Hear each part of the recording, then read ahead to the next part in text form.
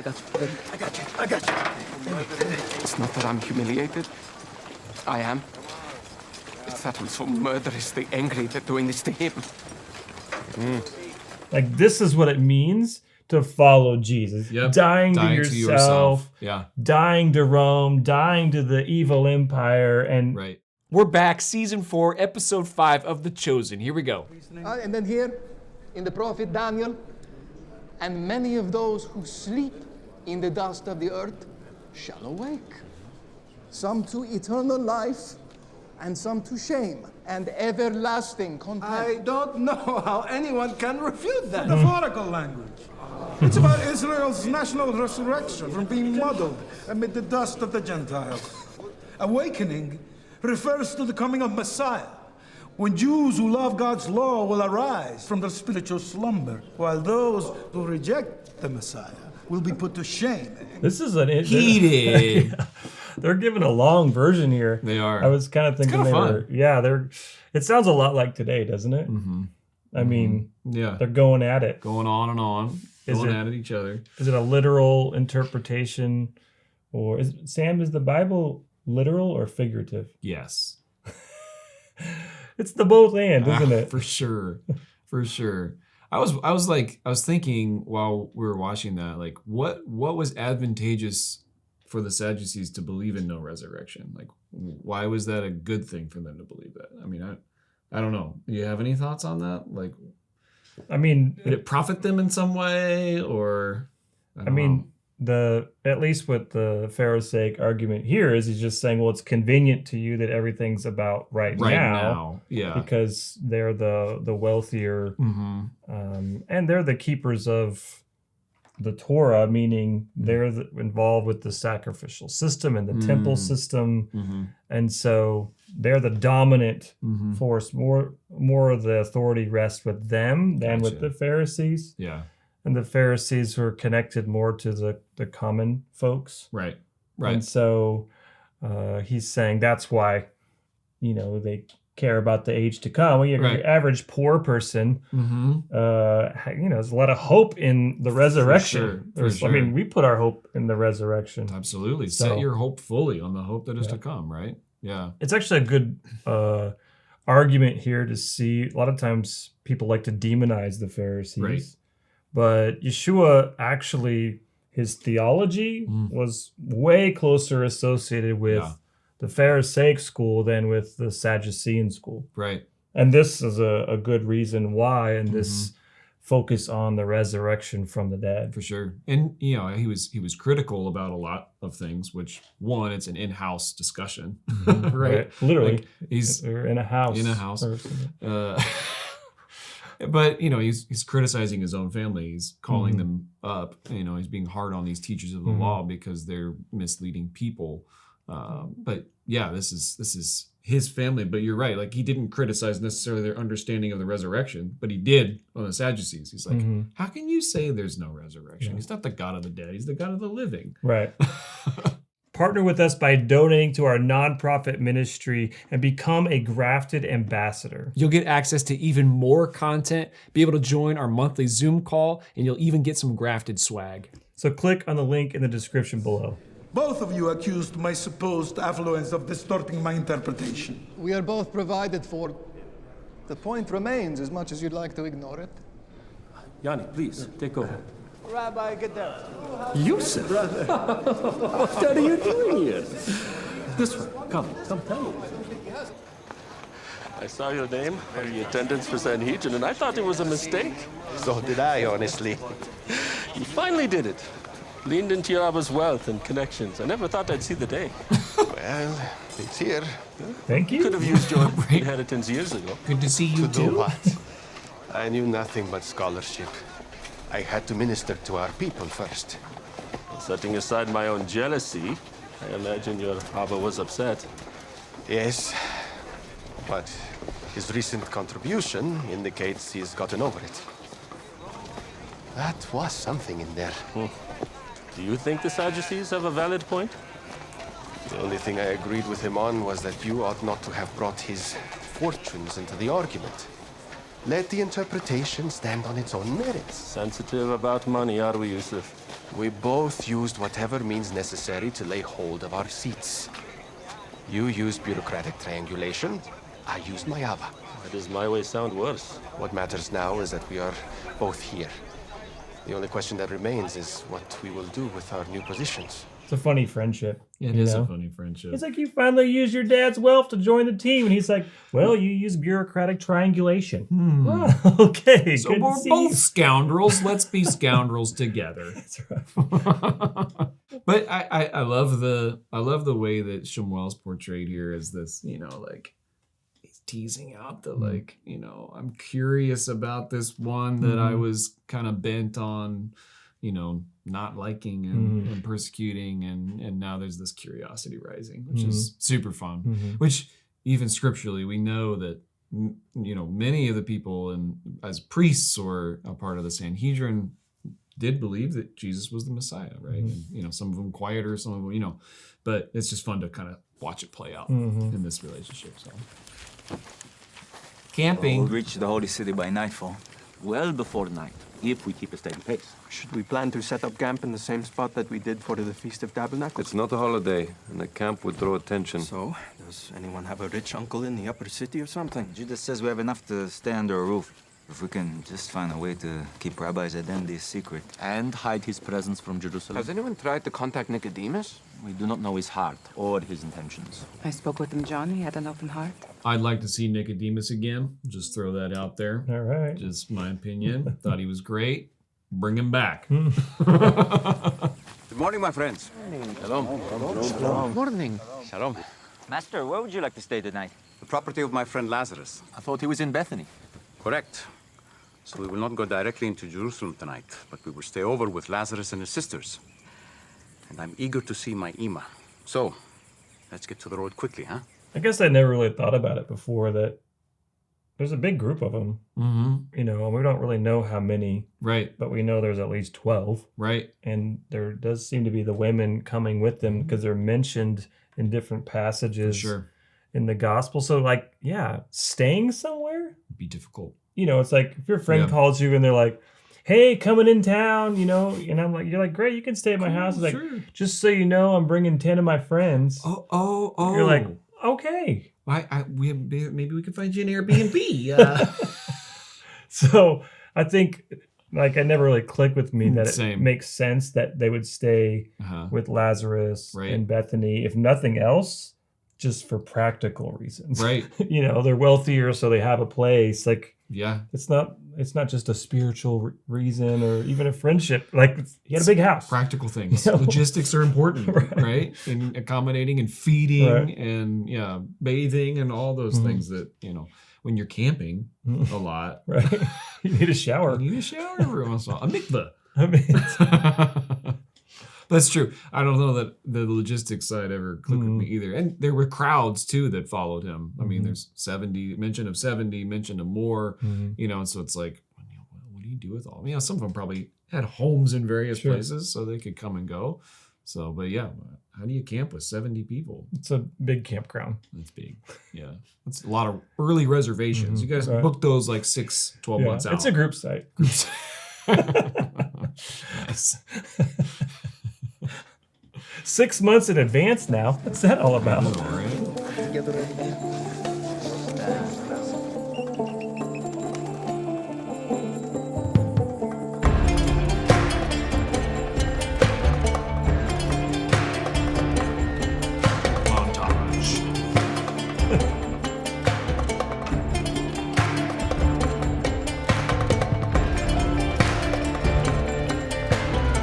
It's a cool shot. It is. That's the rock star Jesus. Yeah. Halt! Hair flowing back. Jewish citizens!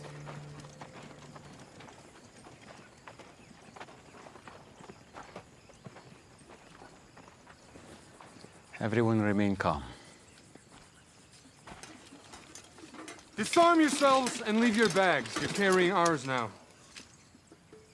Under Roman law, a soldier can force a Jew to carry his things. At random. There is a legal limit, a maximum of 1 mile and no further. Quiet. Hold Master, this is humiliating. We will comply with dignity.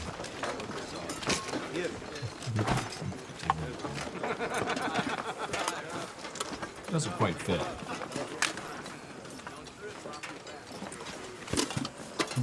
It's a rough one. I didn't feel that. What must it be like? Walking around all day with no medal weighing your head down?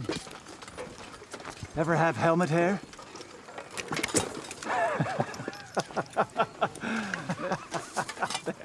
So then their stuff was sitting there. Mm-hmm.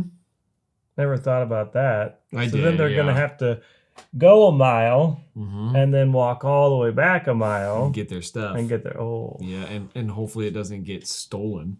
oh I mean, yeah. somebody might pick up that Jesus backpack and Well, for sure. take that thing. That's They're nice bad. leather. Super nice leather. That thing's famous. There's totally bad guys out there. That was For like, sure. That was the norm. Oh yeah. But yeah, leaving your stuff behind, it's a risk. That's no good. And yeah, it just feels absolutely wrong isn't like the right word. It feels like blasphemous. Mhm. You know what I mean? Putting a helmet on him. Oof. Yikes. Period. Seeing those less and less. Following to the letter, you shall not round off the hair of your temple or mar the edges of your beard. Devotees of the house of Shammai. They're probably complaining about the Hillel acolytes right now. They both are committed to Torah equally, only Shammai is more literal, while Hillel focuses on the broader principle. The latest dispute. Whether you should tell a bride on her wedding day that she is beautiful, even if it is not true. I'm guessing Shammai says no, because it would be a lie. Correct, and Hillel maintains that a bride is always beautiful on her wedding day. A bigger story of God and his people. Well, be careful who you say that around. Where do you side, Tom? Jeff, I'm excited with the tiller. She's beautiful. For sure. Yeah. Preservation of life. Absolutely. To preserve life. That's on all sides. It trumps everything. Yeah. Which is totally also agree. a Jewish principle. It is, yeah. I have a feeling about you, Yusuf. You weren't lying when you said you are observant, discerning. Well, I think that's the first time that's ever been sang over the Sanhedrin. For sure. In human history. Yeah. It's good. I think that's one of the amazing things about, bringing the Bible to life in the 21st century. It's like these worlds collide. They indeed do. And we get to be a part of that. Yeah. What a privilege. Mix it with our imaginations and it's a wild ride. Wow. Is something wrong? Wrong. Throughout history, men have called their age confusing times, troubled times. Ours is no different, I suppose. I can honestly say I'm glad you're here. You've done well. Thank you, Rabbi. I think that's an interesting little side note comment. I don't, I don't know what that necessarily pertains to, but they're building their relationship here, and so that's kind of fun. But I thought the comment about throughout history, people have said, "Well, these are hard times. These are crazy times. These are wild times. We live in unprecedented times," and it's true, right? And yet they're emphasizing relationship here too. So I like that they're building this bond, brotherhood. It's like, what is one answer to help with difficult times? Be in relationship. There you go. Be in relationship. That's good. So relationships are the meaning of life. So there you go. Even if you're from a different flavor of Pharisaism, Right. So. Right. Because he's talking about the different, the Herodians here and the Shammaites and the Hillelites and all the different groups, the Sadducees. Right. So. Right. Just interesting. Yeah. Total side note. I got you. It's not that I'm humiliated. I am. It's that I'm so murderously angry that doing this to him. He said to submit, so we submit. The painful irony of some of his teaching. A zealot carrying a Roman soldier's armor. What the holy men who perform the circumcision say? What? The pay is lousy, but we get to keep the tips. Well, The Canis. The sign is the mile marker. In your entire lives, I bet you've never been so grateful for the enshrined Roman law. We know this has been an honor for all of you. Stop here!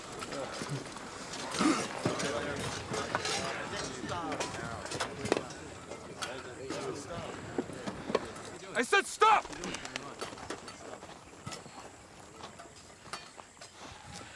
The destination is that outpost a mile ahead, yes? It is, but we're only permitted 1 mile. By coercion. There's no law against citizens assisting you the rest of the way of their own volition. Come, my friends. But if anyone says anything, say that we offered.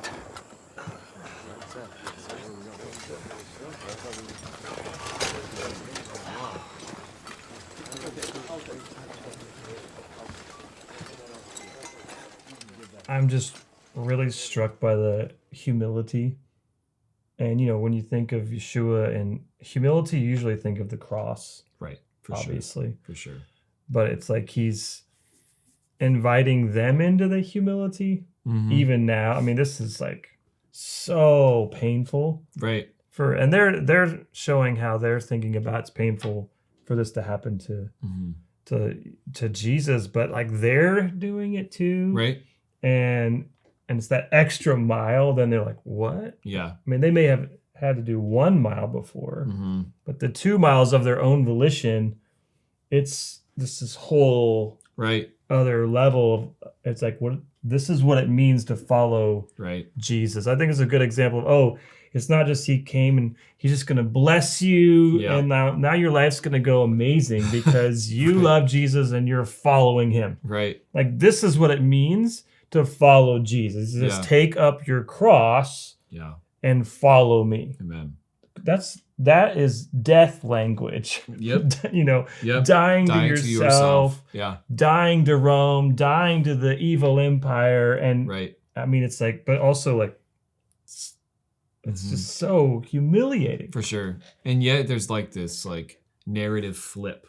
Yeah. When you go the extra mile, it's like, whoa, who is that guy? Right? Like, who is that man? It's like Jesus went all the way. Yeshua went all the way. Right? Like Philippians 2, it's like, you know, he humbled himself to becoming becoming obedient to the point of death, even death on a cross. Therefore, God exalted him to the highest place. Right? So it like flips the narrative from being completely humble to being the exalted one. Right? And it's like, it just, you follow him in humble obedience and it exalts him.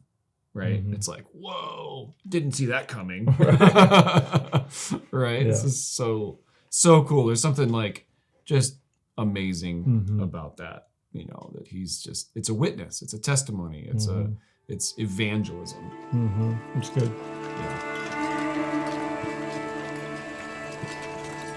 Maybe, let us take back the helmets. So there's no confusion at the outpost. If you like.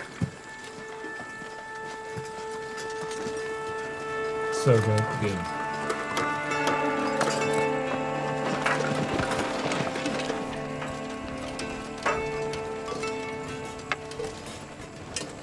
Give me that. Give me that. All right. Yeah. Hand me the helmet. I'll take it. I've got it. Hey, if anyone forces you to go 1 mile, go with him too. When you see this scene, I've never thought about how the Roman soldiers would respond. You know, you're just thinking of he's telling this story. Yeah. And wow, you're really laying down your life, but you never thought, you know, put yourself in the shoes of the Roman soldier who would be like, what are you doing? Why? Wait a minute. Right. Yeah. Who would do that? It would elicit questions. Right. For sure. I mean, that's the best. Yeah. And then just seeing, you know, they're referring to the Sermon on the Mount, Matthew 5, and then like seeing it, being able to see it play out is so much fun. So good. I mean, you imagine it or you read it, and maybe you're going through those examples of like somebody sues you for your cloak, give them this, somebody slaps you on the right cheek, give them your left. Somebody makes you go 1 mile, go with them too. It's like you're just kind of pounding through the sayings, right? This gives you a moment to kind of pause and sit in it. Right. And be like, whoa, what are the implications of that? And all those sayings in the Sermon on the Mount are trying to stop evil. Yeah. Yeah. Like the whole goal of this, right, is to reduce evil and increase love. Increase love, exactly. And so it's like, and how do you do that? Well, this posture of humility ends up shifting it. And now these Roman soldiers are possibly going to do less evil. So good. Because of the love that conquered and that conquers the evil. I mean, it's like, who would even think to do it, right? It's like only God. Who is like you, right? Who it's is so brilliant. Like you? And I like the humanization of it too, because it humanizes both parties, right? It's like, oh my gosh, I made that person walk a mile, and now he's willingly walking another. Oh wow, who does that? Right. Who does that? Exactly. Right. So it's humanizing them, and then at the same time, for the one being oppressed, it's like, I turn the other cheek and I give you my cloak and I go with you another mile. Humanizes the oppressor too, and so there's this rehumanization. It's good, and that we all need love. We all need the Lord. We all need saving. You know what I mean? Yeah. This is really interesting. How multifaceted his teaching is. Right. It's so good. Olives. Got it. Rabbi. Saw it. Judas, how are you feeling? I'm exhausted.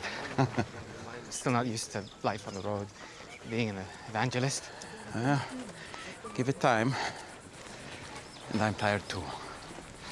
We're almost there. You can see it up ahead. Have you been to Bethany? Yes, actually, I wanted to ask you. While you spend time with your Ima, I was wondering if it would be all right for me to visit an old associate in town. Old? Former associate. He took me on as an apprentice after my father died. Sounds like an important person. Not more important than you, Rabbi. Don't get me wrong. Okay, Judas, I understand. By all means, go and see him. But let's wait until after supper, huh? Yeah. Wait for it. You're here! I think we're at the right place. At last! Come, all of you, this way. Hi, Mary. Did you notice they didn't have her like embrace him and like? I did. I actually did notice that. That was interesting. It was. So there could be different reasons, but the purity laws is a big thing. In fact, even in Orthodox Judaism today, like a woman won't reach out her hand to shake a man's hand. Right. Like that's like just this pure and clean and unclean thing. Right. So it's it kind of showed that there a little bit, Keep your distance. Don't mess it up. We had when I lived in Jerusalem, we had our bed it wasn't like a queen or a king bed. It was two twins. And because it was owned by an Orthodox Jewish family, and that's so that you could actually divide separate them. The beds. Whoa, yeah, interesting. I didn't know that. Yeah, huh? And then you just put up like a dividing wall. Yeah, and be like, "Good night, Leah." Adonai. They're fine. Just pillows.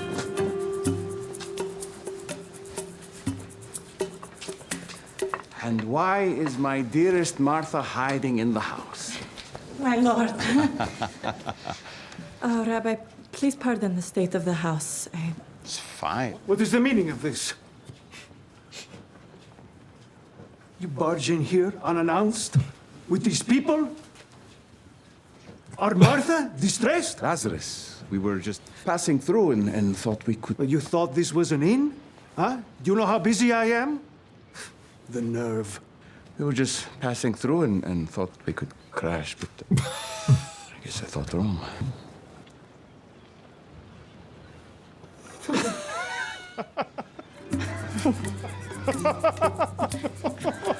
Gotcha! We got it! Oh, brother. Oh, lass. You should have seen your face.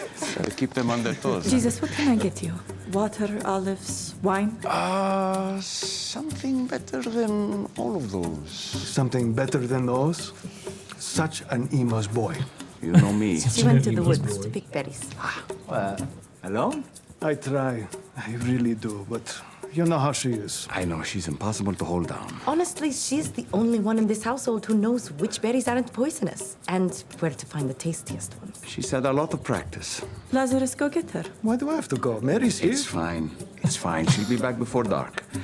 Let's just all sit, huh? Yes, of course. You must have had a terribly long journey. Please. Come, join us. It would be pretty cool to host the Son of God. What would you serve him?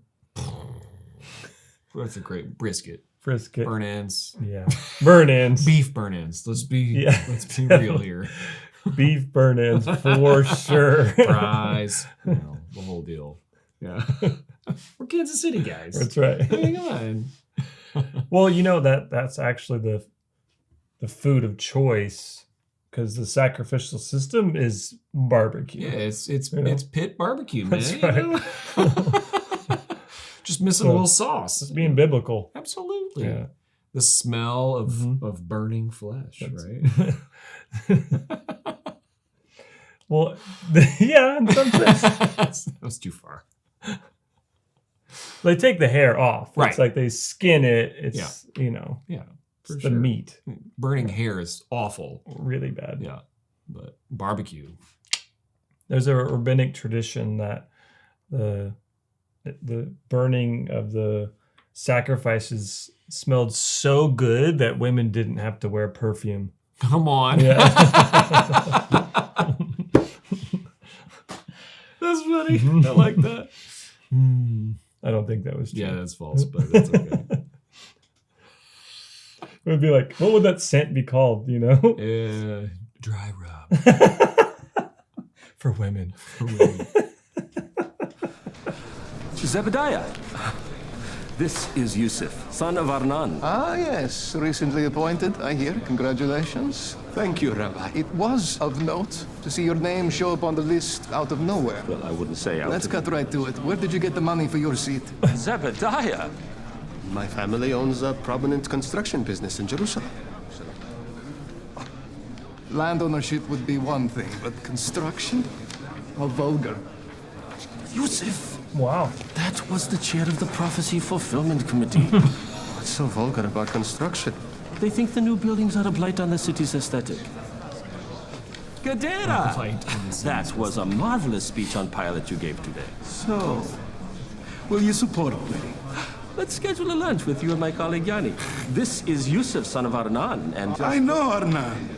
He built my home. Which rabbi sponsored your application? Anas, son of Seth. A fellow Sadducee. I won't bother asking why he sponsored a new member from the rival party. I already know the answer. We are all sons of Israel, though we may disagree on particulars. The next time you see your Abba's old friend Anas, tell him I want to talk about his son's boots. They've been buying up market stalls on Mount of Olives. He said boots. Even before they're listed as being for sale. I want to know who his contacts are.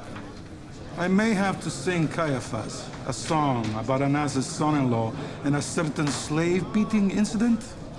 He'll know what I'm talking about. I assure you. You want me to threaten him? This way, Yusuf. We have so many people to meet today.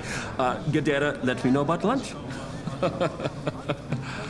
Speaking of lunch, let's eat. I'm exhausted. I'm exhausted. Over here. That was interesting.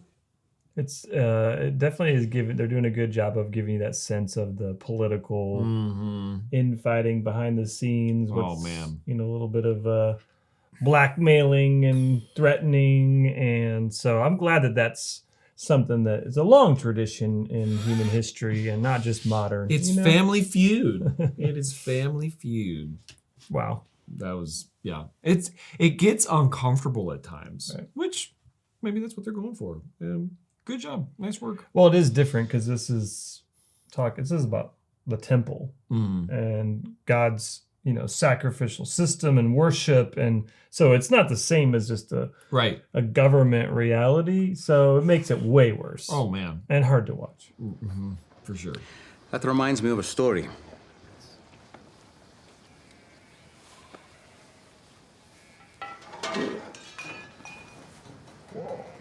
Cheers. Is everything all right, Martha?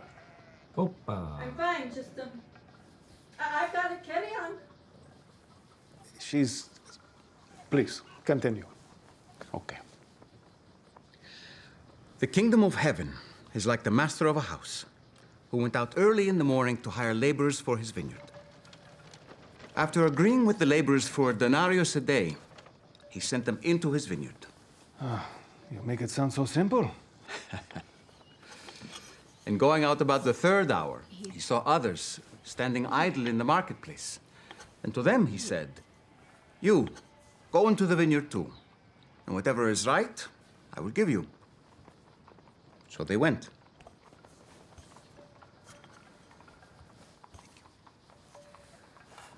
Going out again about the 6th hour and the 9th hour, he did the same.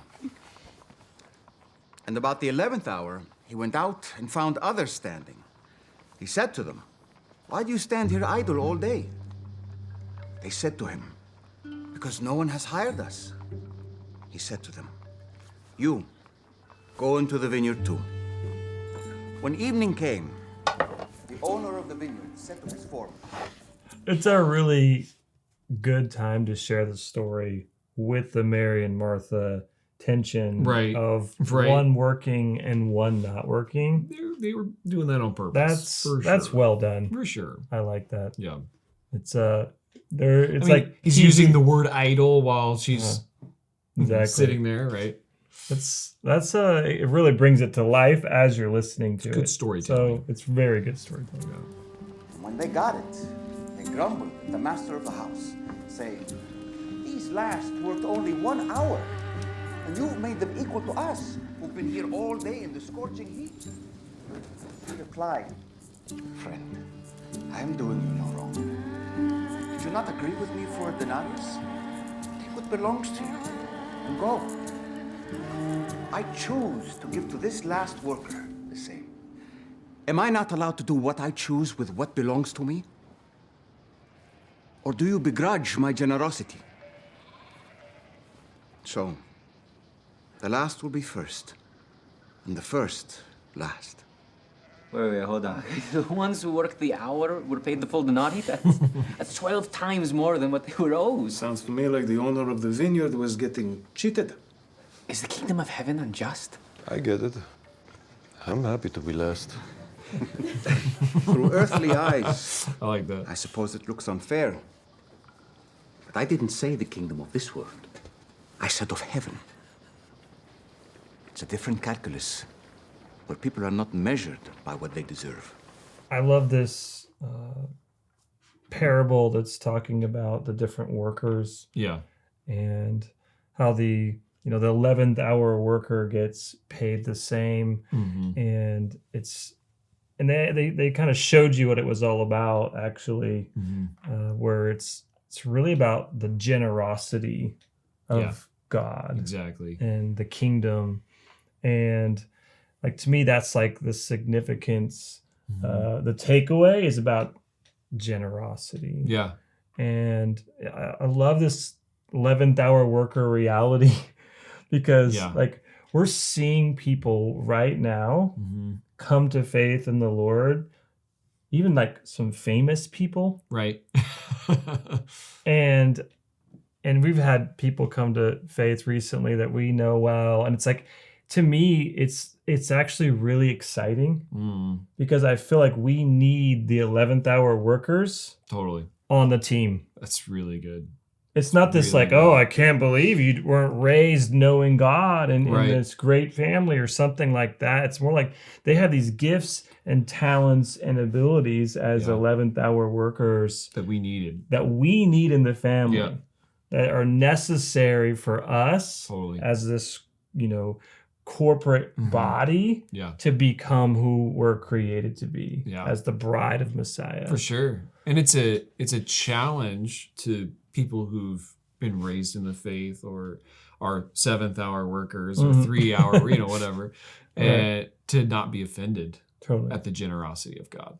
Because that's the prodigal son, prodigal father parable too, right? It's like he squanders his life, comes back in, his father's generous, and the older brother is totally offended. Right. At his generosity. At his generosity, exactly. And so it's like we have to guard ourselves. It's like, okay, so and so 12th, 11th hour guy comes in and now there's stuff happening and it's amazing. It's like, don't get offended. Right. Like cheer. Like rejoice. The kingdom of heaven is at hand. Right? Yeah. So this is our team. Yeah. This is us. Thank you. This looks delightful. Would have been better if I didn't have to do it all alone. Bus. Better. Throne. Yes, better. More befitting of someone as important as you. It seems you didn't notice my sister has left me to serve alone. From the moment you got here, she hasn't done a thing to serve you. She's completely ignored everything I've been doing to make all of you comfortable, and it's clear that she's not going to notice how hard I'm working on her own. The only thing that could change it is if you tell her to help me.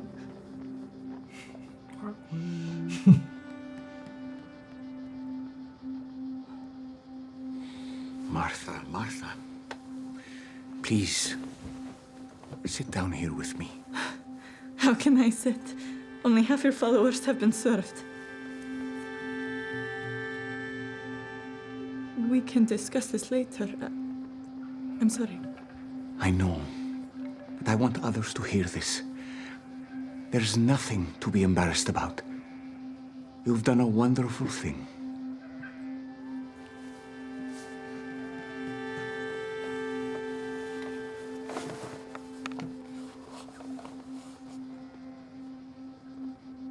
You are anxious and troubled about many things, and it is not for nothing.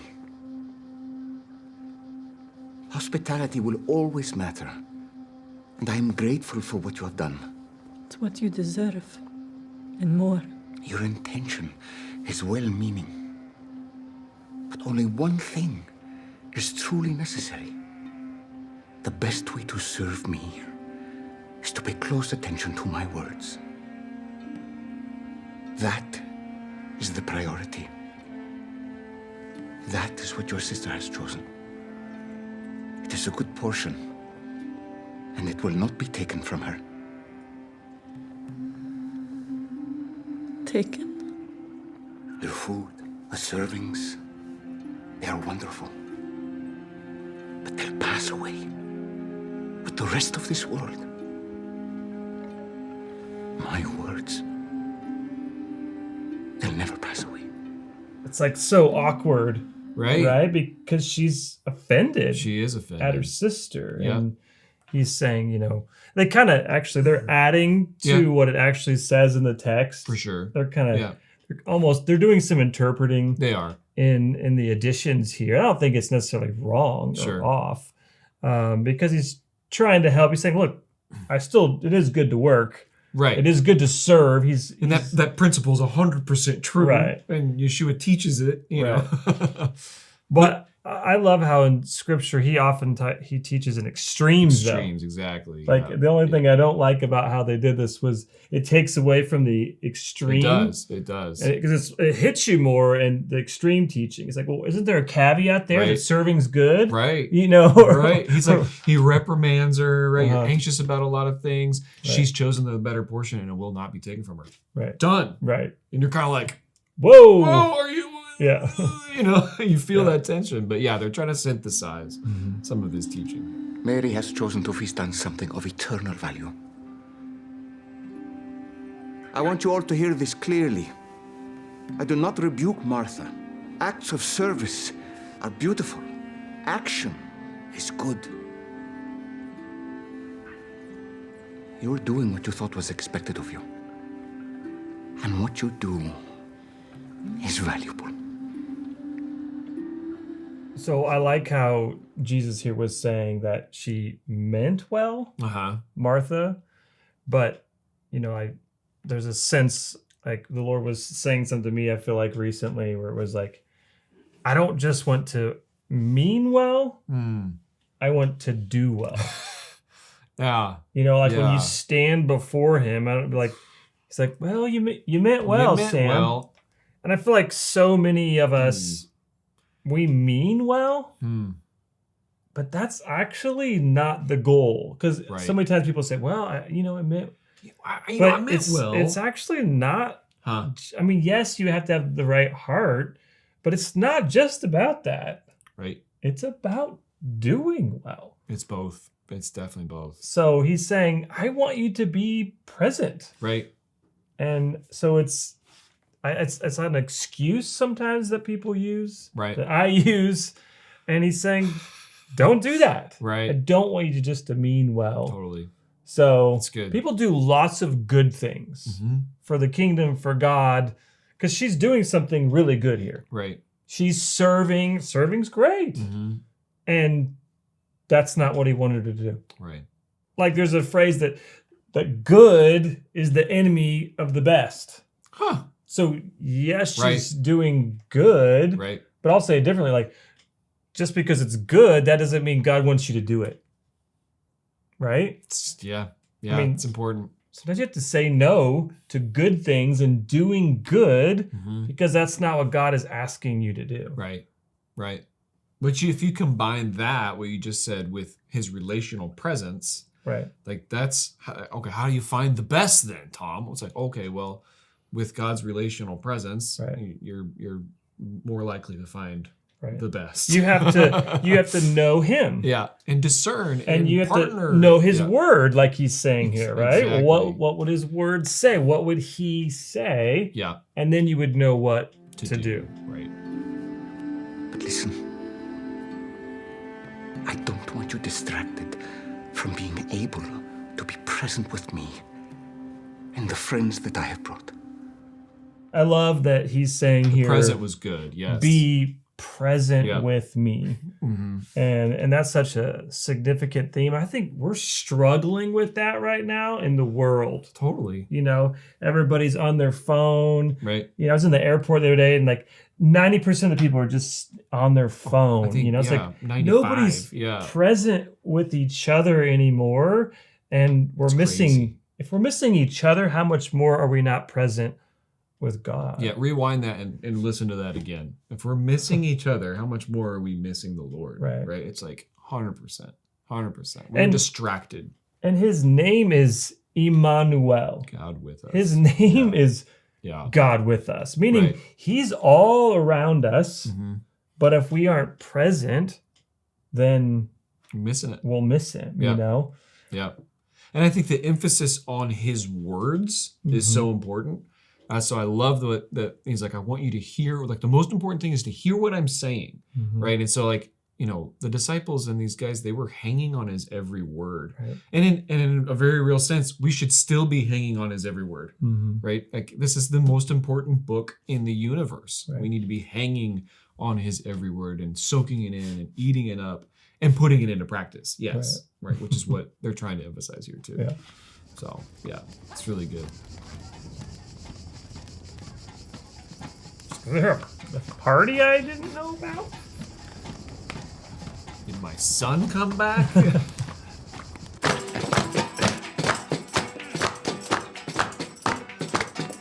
Jam sesh.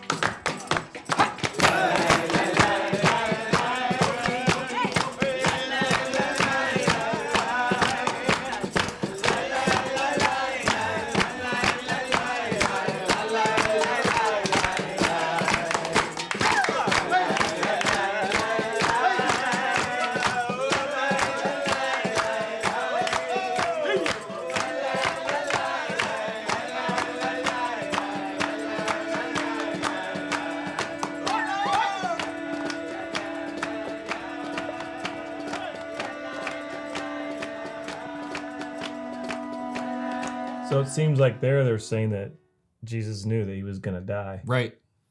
What do you think?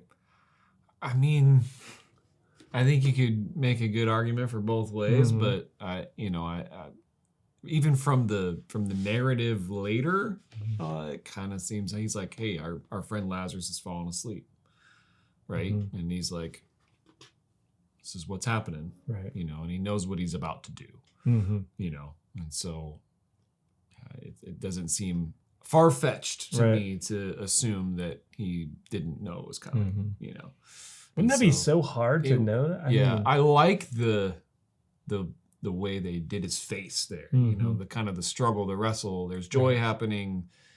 There's tension. He knows what's coming. Knows there's grief and pain coming. And I mean it's similar, like an allusion even to the cross, right? It's like he knows what's coming. He knows what's at stake. He knows what's at hand, and yet he still prays, if this cup can be passed, then let it be so. But not my will, but your will. But he knows what he must do. So, yeah, hard stuff. Hard. So, are you enjoying your new home in Bethany? It's not home, but I think both of us know neither of us can go back to Nazareth. Do you miss it? Nazareth is just a place. And after the way they treated you. Abba's tomb is there. My thoughts dwell in the land of the living, not the dead. Is Lazarus taking good care of you? Too good. If it were up to him, I'd sit inside all day, shaded from the sun and doted on by Martha like the Queen of Sheba. I had to put my foot down and insist he let me contribute, collecting seeds and berries. So I've heard. Ow, Ima. Oh, hush, you're fine. I see your hair still knots like it used to. I see you're still not as gentle about it. You got your strong hands from me, don't you forget it. As long as you don't lick your thumb and wipe my face again, I'll be fine. Uh-oh. No need. You lucked out. Thank goodness. This is such a human moment. Yeah, for sure. It's almost, is it wrong that it feels hard to watch? I mean, it's like, it's interesting. I like what you're saying. Like we make him so godlike that it's like washing your hair with your mother. It doesn't feel right, but that's just a wrong understanding. I mean, he would have done stuff like this. Right. And yet there's people that probably thought through the ages that he didn't have to wash his hair. He didn't have to go to the bathroom because he was so much of deity, or so divine that it was like he just floated everywhere, And yet we know that he was human. He was fully man. So that means maybe he smelled bad sometimes. Right. I mean, it's so like this is the humility of God coming to the earth as a man, and just this that God would become a human, and suffer the things of humanity, so that we could relate to him. Right. I mean, you think about the first few years of his life; he was utterly dependent on humanity for living. Yeah, it's like what? Yeah, the creator dependent upon the creation. That doesn't make any sense. Right. But that's like you're saying. That's the humility of God. That's so cool. It's back to this relational presence. I mean, there's nothing that screams relational presence more than God becoming a man and coming to the earth as a child, as a human. And that's just it's one of the things that I love about The Chosen is that it's just putting it in these very human terms that are almost awkward. He's making jokes and whatever, and it's like, really? It's like, well, humans make jokes. I mean, I mean, and he made us, and we like to joke. And I don't think that that's like something that's a deviation from his ideal or something like that, right? It says the full, actually, in his presence is the fullness of joy. So you could argue, some people are critiquing that he tells lots of jokes, but you could argue in the fullness of his presence, which is here we are, God on the earth, that he had to be funny.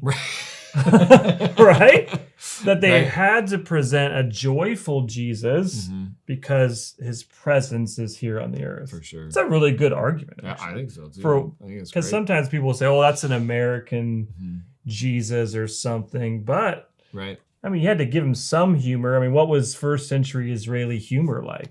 That would be interesting to see. It would be interesting to see. Maybe like it sandal wasn't jokes or something, like camel jokes and stuff like that. This is also a very human portrayal of Mary. For sure. Yeah. And we asked Father David Guffey. We did, yeah. The Catholic priest who, is the Bible Roundtable advisor for The Chosen. We asked him what he thought about the portrayal of Mary, because she's so venerated in Catholic tradition. For sure. And I was really curious what he would say, because we're not Roman Catholics, so I wondered. And he actually said that they loved the portrayal of Mary. Yeah. And so I thought that was interesting, because these are very human, not holy type of, moments or presentations here. But he acted like from his perspective and the people that he knew within the Roman Catholic faith, that they actually really loved how the Chosen's portrayed her. Yeah, it was cool to hear his perspective. One of these days we'll get some coffee with you. Talk more about that.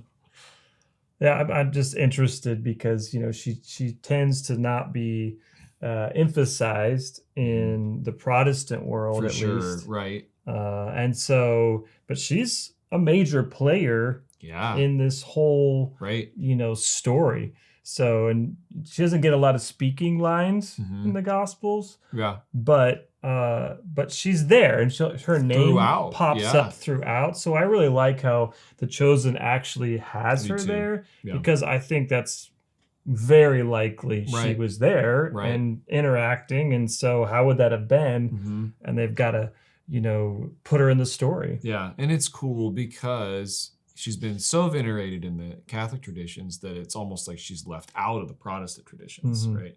At least modern. I don't know necessarily about church history, but even the way I was raised, it was like, that's not even something that we touch, right? So it's cool and beautiful to see because she is honored in the Gospels. Yeah, very much so. I mean, you read Luke and it's beautiful, and so and then sprinkled throughout the rest of the gospel story, she's there. She's there to the end. Still doing that old trick. Hades and sticks! How did you get in? The key was still under the fennel plant. It's a best practice to change the locks and switch up the hiding places of keys after terminating an employee. I didn't terminate you. You quit. I never thought I'd see you again. Did everything fall apart? We're just passing through Bethany. Oh, make yourself at home. Oh, sorry, I should have knocked. Did you learn nothing from me? I tried to forget. Sorry, I'm grateful for the apprenticeship. But now I'm trying to use what I've learned to help the group. And are you being compensated for your specialized skill? There is another. Exquisite skill in bookkeeping, but he won't go near it. He was a tax collector.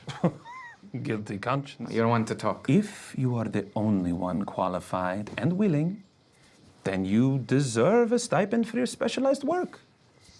Like the Proverbs of Solomon say, woe to him who makes his neighbor serve him for nothing and does not give him his wages. That's not Solomon. It doesn't matter who said it. The principle stands. You also know how to invest prudently. It's just good business to take a small portion and put it in a bank where it can collect interest. Jesus has a parable about that, actually. In favor of interest? Yes, very. Then you have all the confidence to know that you're doing what he wanted you to do. Minus the taking some for yourself. That's not in his parable. Right. Yeah, that's different. Minus stealing. Right.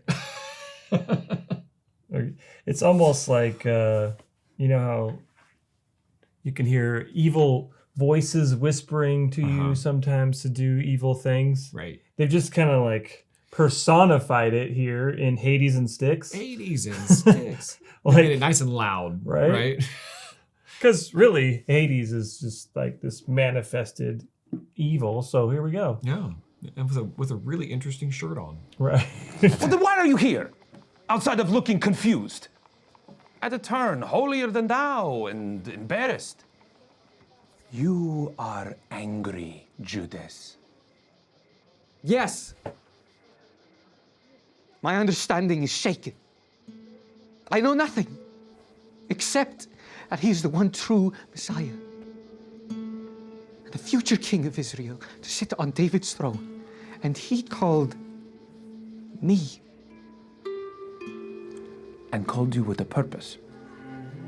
Until you figure out what, you can at least make sure that you have resources to keep the mission going, so that when he takes this Davidic throne you speak of, you are the natural choice to be Secretary of the Treasury under his regime.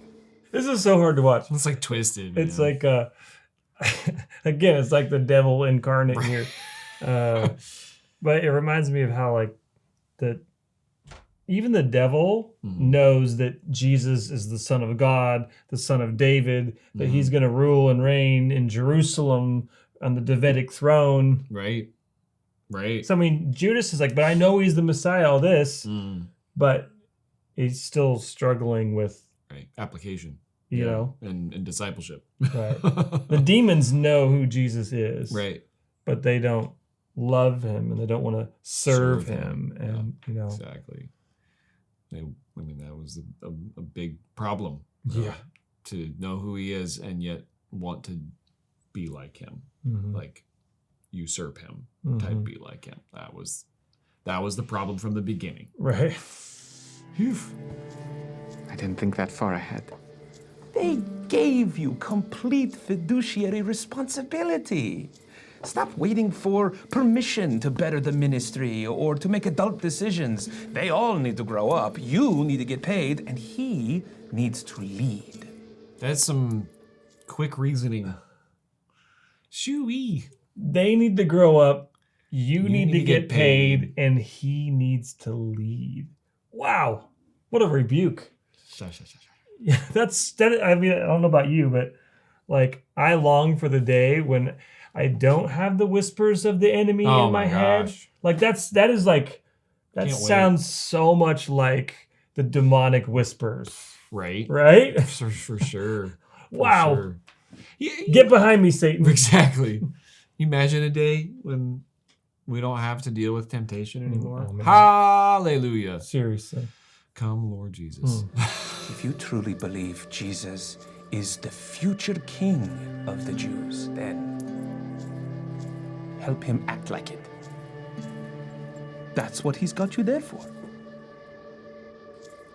Help him act like it? So hard. So gross. Okay, it might be official. I think that's my least favorite scene in The Chosen. I mean, that was like, it was like, it's so awkward. I mean, how often do you feel like it's just like the devil talking, Right. you know, for such a long time? That was awful. It was yucky. I mean, they did a good job. I'm not saying they didn't do well. It's like, that is like cringe, man. Yeah, you don't help the Lord act like the Lord. You wouldn't be able to. And that's like, to me, that's exactly like what he was trying to do in the temptation, you know, early on in the Gospels. Oh, that's right. It's like, if you bow to me, I'll give you all these kingdoms. Right. Right. If you Like- do, you know, it's like, prove that you're the son of, if you really are the son of God, it's like, Right. no, wait. You don't get to define what the Son of God is. You don't Right. get to define what rulership in the kingdom looks like. Like, Mhm. your kingdom sucks.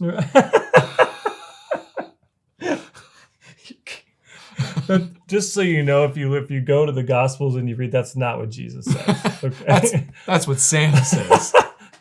But that's kind of what I mean. You know, It's like the Lord is setting up his throne, his kingdom, his way, and it's way better Mhm. than you can ever imagine.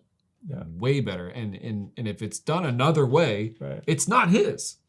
Well, and it's back to the words of his mouth, right? Yeah. He says that man does not live on bread alone, but every word that proceeds from his mouth, right? Exactly. Back to eat the scroll, eat his words. Yep. You've got to not just know about God and know what the verses say, you have Right. to know him. Right. You know. And that there's no shortcuts. Right. No shortcuts. It's an honor to make your acquaintance, Rabbi. I'll decide if the honor's all mine by deciphering through my famous either-or questions. Yes, very famous indeed. What are they? Haddock or Sebring? Just go with your first instinct.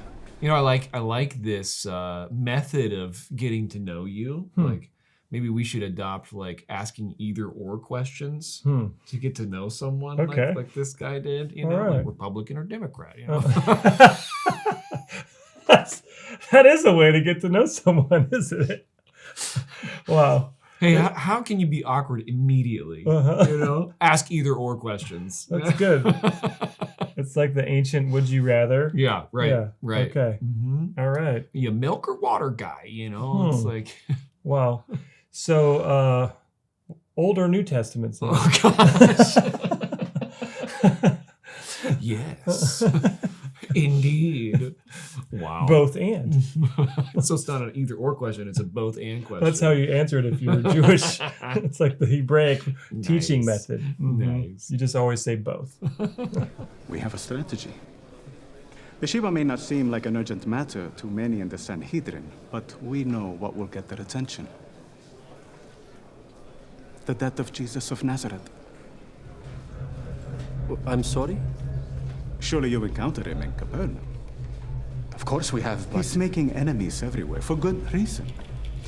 There is a group in Tel Dor that sent a delegation to Jerusalem to lobby for his deposition and prosecution.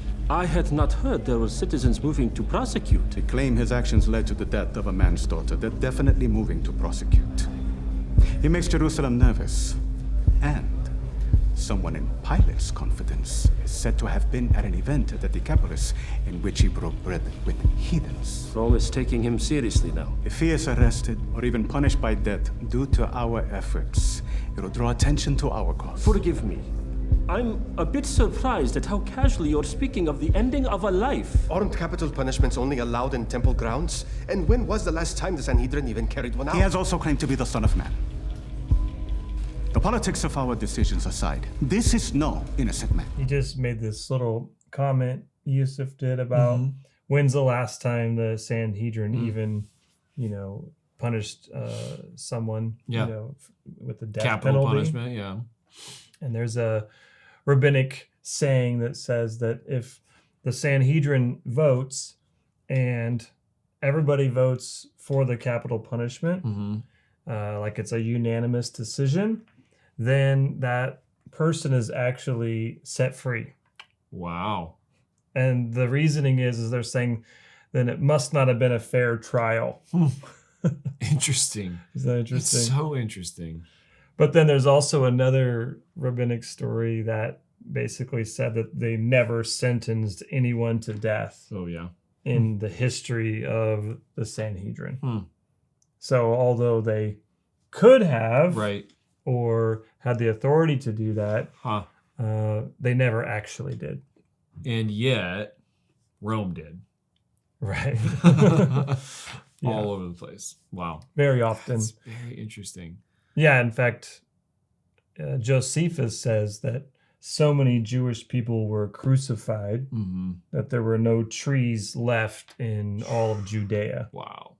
Wow. So it was a very common form of punishment. But that would have been by Horrific. Rome, like you're saying. Yeah. Wow.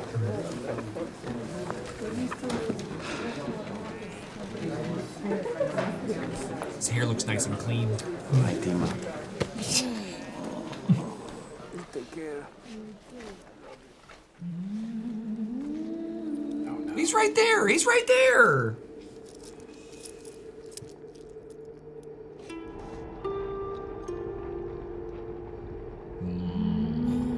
Why is that? Oh, it's so hard to watch It that. really, it's cringy. And that's, You know what I'm not looking forward to? What? I mean, he's gonna do that same thing in the end. Yeah. And that like hits like this, and it's just this. Oh man. Just a little bit of stealing, you know? Man. And the whole money thing with the priests and stuff, and then the kiss that's coming, like, oh. I know. It's gonna be hard. It's gonna be really hard. Partner with us by donating to our nonprofit ministry and become a Grafted ambassador. You'll get access to even more great content. You'll be able to join our monthly Zoom call, and you'll even get some Grafted swag. So click on the link in the description below. Bedazzled. Have you seen those infomercials? No. I don't think I've ever heard you say the word bedazzled in my whole life. I don't even know what it means. It's a toy for kids to, bedazzle your clothes. I mean, I got it with the context, but add some bling. That box has got some bling.